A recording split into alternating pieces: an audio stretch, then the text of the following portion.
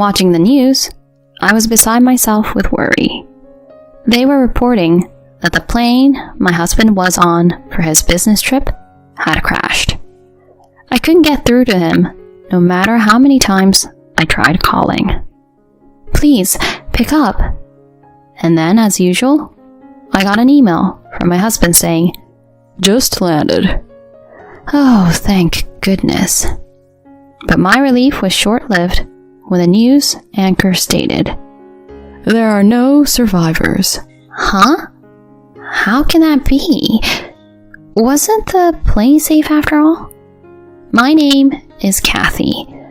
I live with my husband, Tyson, of 5 years, and our daughter, Julie, who's about to turn 3. I quit my job when I got pregnant, and now I'm a stay-at-home mom. Julie has gotten past her terrible twos and has recently started to be a big help around the house. Those terrible twos were tough. But now I'm enjoying parenting without the stress.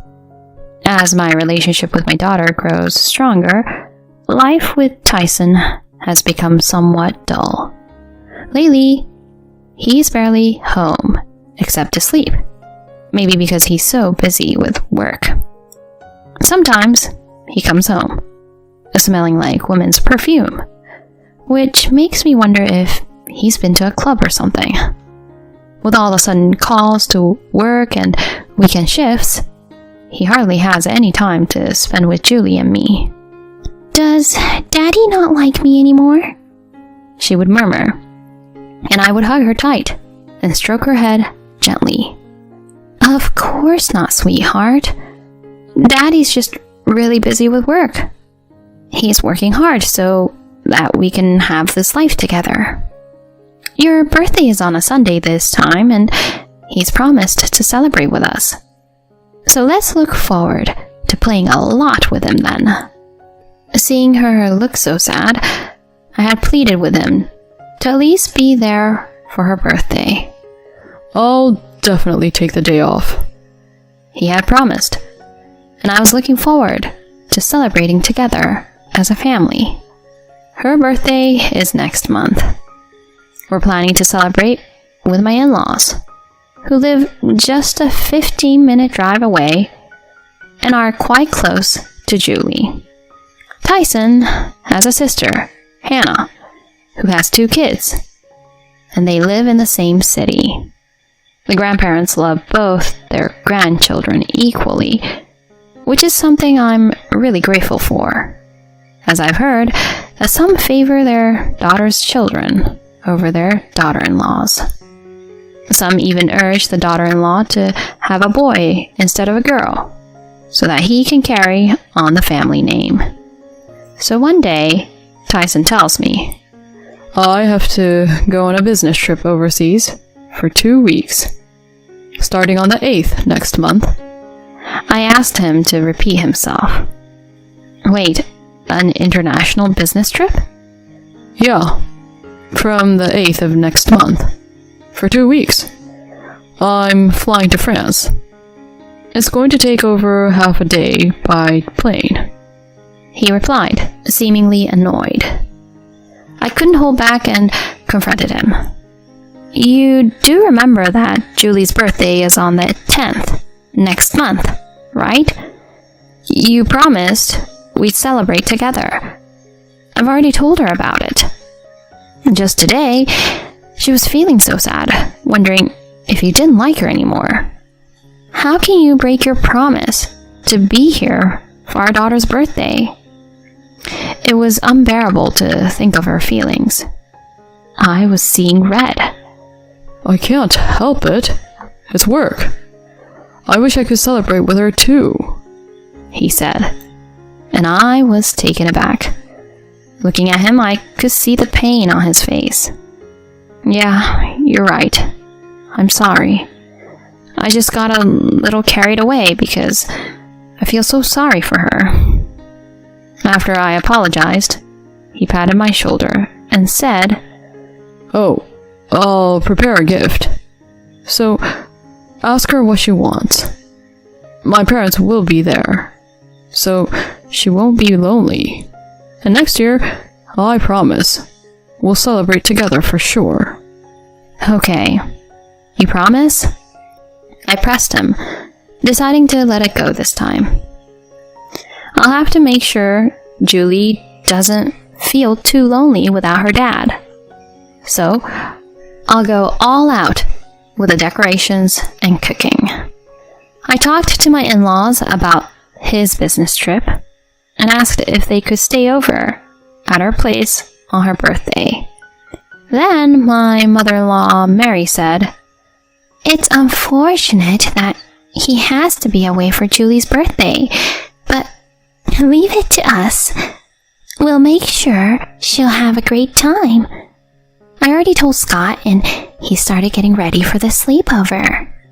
Her response lifted my spirits. If only Julie would be a little happier with this. The next day I told her about Tyson's business trip abroad. She looked sad, and her eyes welled up with tears. "But, Grandpa and Grandma said they'd stay over for your birthday," I tried to say cheerfully.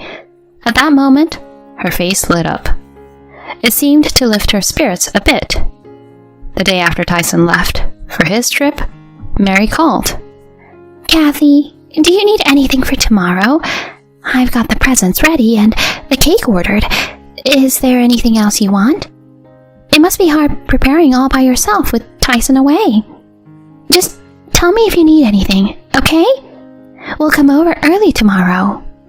I was so grateful for her thoughtfulness and immediately thanked her. "Thank you, Mary. I just got back from shopping with Julie to pick out what she wanted. I've got the decorations ready too. So we're all set. Thanks for the presents and the cake." "It's no problem at all. It's fun to choose these things. Scott has been fidgety for a week now. I told him he's too eager."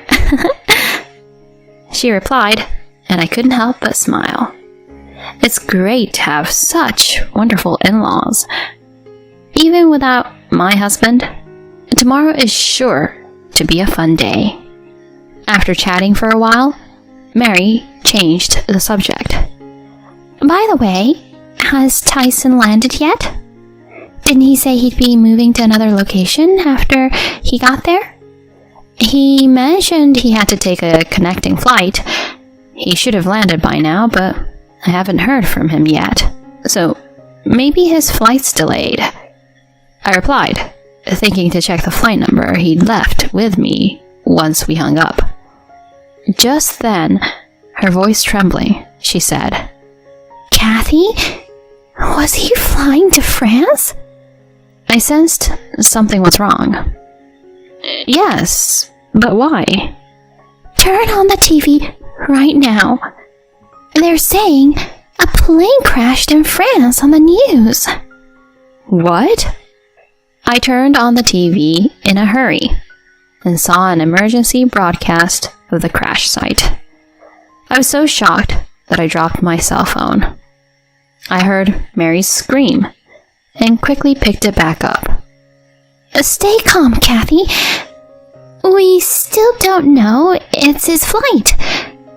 "You're right," I replied, though I was overwhelmed with anxiety. What if something had happened to him?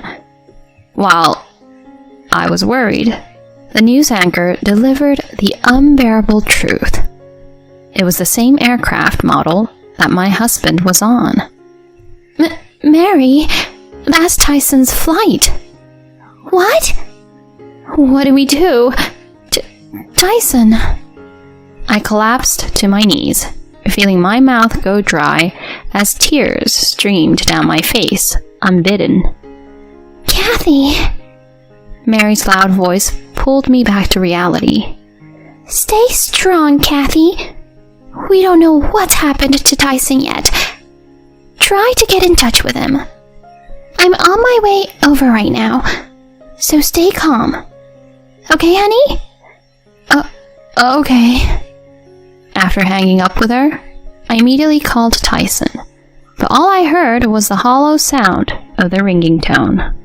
"Please, no. This can't be happening. Why wouldn't he answer? Desperately, I typed a text to him, asking, "Are you okay?"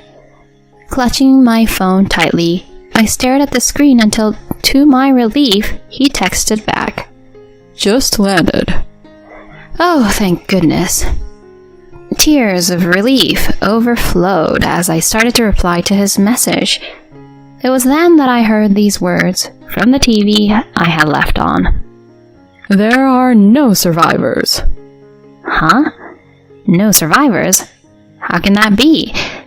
That was supposed to be the same type of plane Tyson was on. I couldn't stand it anymore, so I stopped texting and made a phone call instead. But I couldn't get through at all. Why isn't he answering the phone? When I switched to text messages, I finally got a text back from him. "Oh, I just got to the airport, and there's a lot to do, like picking up luggage." Seriously? He's not even thinking about how worried I am. I was getting increasingly agitated, a mix of anxiety and anger building up. The news said your plane crashed. I was so worried. Just pick up the phone for a second. Let's do a video call so I can see your face. "I'm safe. The crash wasn't my flight. I'll call later. I have to get moving now." He sent such a carefree text. After that, no matter how many texts I sent, he didn't reply. Ugh. Can't he see how worried I am? Well, at least I was able to confirm he's safe. But my mood completely soured when Mary called. I just called Tyson's company before heading over. They said he's on extended leave. They were like, business trip abroad?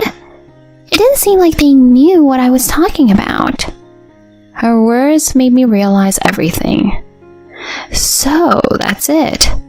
The long business trip to France was a lie from the start. Had I ever felt such hatred towards my husband since we got married? Mary. I decided to tell her about everything. About him hardly ever coming home, showing no interest in the family, returning with the smell of women's perfume on him. I had been reluctant to suspect infidelity, just because of the perfume scent, and tried not to think about it. But now that he's taken a long leave and lied about a business trip, infidelity was the only thing that made sense. Mary was openly furious with my conclusion. That idiot son of mine! It's us who were foolish to worry. Kathy, come over to our house. It must be tough to be there with just Julie. I decided to take her up on her offer. Once the move settled down, Mary and Scott apologized to me again. Even Hannah, my sister-in-law, came to cheer me up after hearing about it. I was touched all over again by the kindness of my husband's family. Despite them being such good people, I couldn't help but wonder why Tyson was such a jerk. I ended up hiring a detective agency to gather evidence of his infidelity. Then I got a photo of him at the airport with his mistress. Unforgivable. So he really was cheating. 2 weeks later, Tyson finally called. "Hello, Kathy? Where are you? I just got back from my trip, but my key won't work. Can you come and unlock the door?" He must think I'm oblivious. His voice was so nonchalant. I decided to confront him with reality. Even if I came, it wouldn't open. I don't have a key. And even if I did, the old locks have probably been changed by now. "What? Changed? What are you talking about? You're Kathy, right?" I could tell he was flustered over the phone. We've moved out. I can't be a family with a cheating man who goes on an affair trip on our daughter's birthday. "What are you talking about?"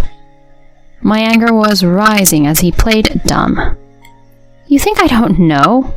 I know everything. That you took a long leave from work, that you didn't go to France but the Maldives instead. "Calm down, Kathy. There's some mistake." "All right. There was a colleague who took a long leave. Maybe you're confusing me with him? Are you kidding me? You think you can fool me with that?